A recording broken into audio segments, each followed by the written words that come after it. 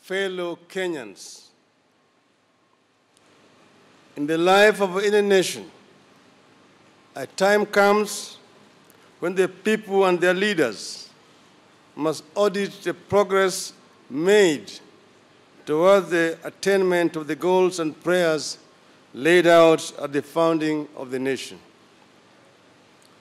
Abraham Lincoln said, and I quote, "If we could first know where we are and whither we are tending, we could then better judge what to do and how to do it."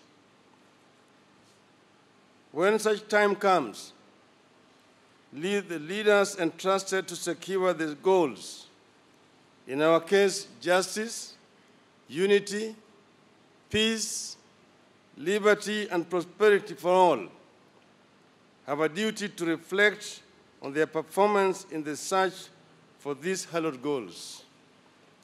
Such a time has come for Kenya. 54 years into independence, we are challenged to audit our progress towards the ideals for which our fathers fought to establish a free and independent country, and for which many of our compatriots died. We, the leaders, are equally summoned to reflect on our performance toward the achievement of our nation's aspirations. This audit and introspection has been a long time coming. Throughout our independence history, we have had doubts on how we have conducted our affairs in the face of growing divide along ethnic, religious, and political lines. Regrettably, we have responded to our challenges by mostly running away from them. We have moved from year to year, election to election, never pausing to deal with the challenges that our diversity was always going to pose to our efforts to create a prosperous and a united nation. Consequently, the ties that bind us are today under the severest of stress. Our diversity appears destined to be a curse to ourselves today and to our children tomorrow. In the past, we have given a lot of attention to institutional reforms in the hope that this could lift us to the next level of nationhood and make us a blessed land. 7.5 years ago, we gave to ourselves a new constitution. We put our faith in it as the instrument to revolutionize our nation.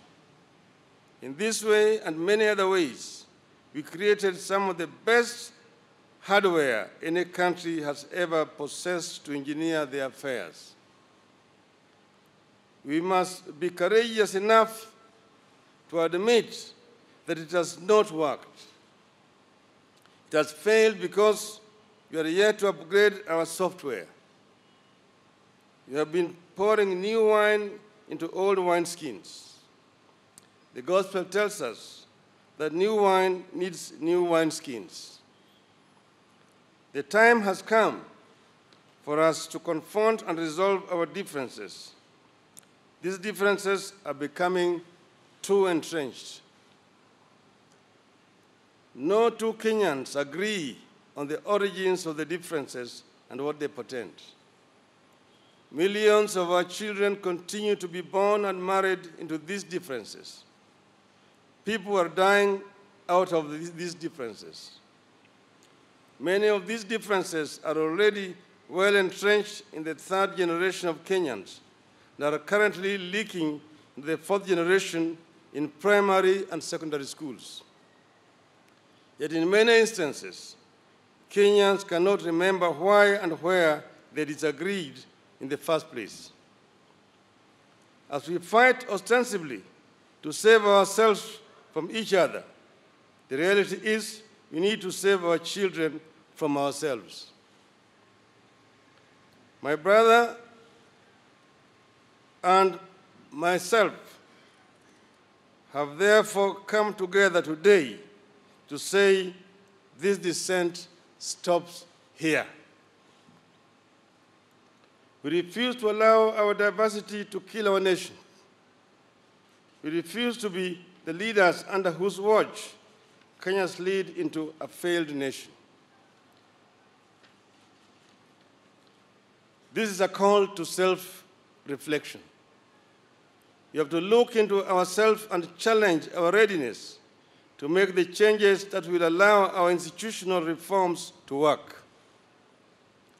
So long as we remain divided, acrimonious, selfish, and corrupt, no amount of institutional reform will better our lives. The reform process will become an exercise in diverting attention from our own failings and taking refuge in the blame game. We therefore seek your partnership in this initiative, fellow Kenyans. We are all sailing in this one ship. We must come together to scoop out the water that has been seeping, or we shall capsize. We have traveled too far to turn back. We would never make it back to the shore. Yet we can't make it to our destination either. Our only option is to come together and scoop out the waters of animosity that we have been pouring into the boat before we all sink. Once again, as Lincoln said, the result is not doubtful. We shall not fail. If we stand firm, we shall not fail. God bless Kenya. So, kwa Kiswahili tumekuja pamoja na ndugu yangu Uhuru Kenyatta. Tumeongea kwa kirefu na tumekubaliana ya kwamba tunataka kuunganisha Kenya iwe taifa moja. Na tumesema mgawanyiko ambayo imekuwako tangu uhuru mpaka leo itakwisha hapa na sisi. Na kutoka hapa tunataka kuunganisha taifa la Kenya ili tutembee pamoja kama watu moja.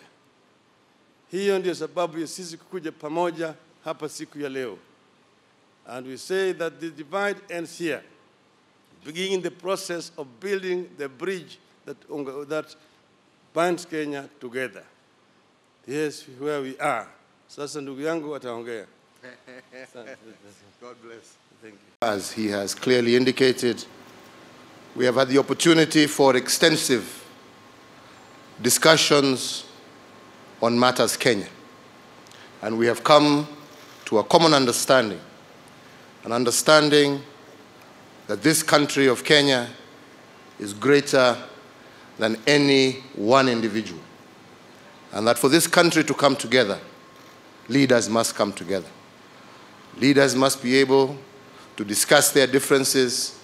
Leaders must be able to discuss freely and openly what ails our country, what is the reason and the cause for the ethnic divisions and frictions that we see across the country, that sometimes lead to even intercommunal conflicts, as we have seen in various parts of our country. We have seen up in Wajir, as we have seen in the borders of West Pokot and Marakwet and many other places. So we have a responsibility as leaders to be able to come together to discuss these issues and to find solutions. Solutions that will bind our people together, that will unify our country, and that will give us a life cycle that is beyond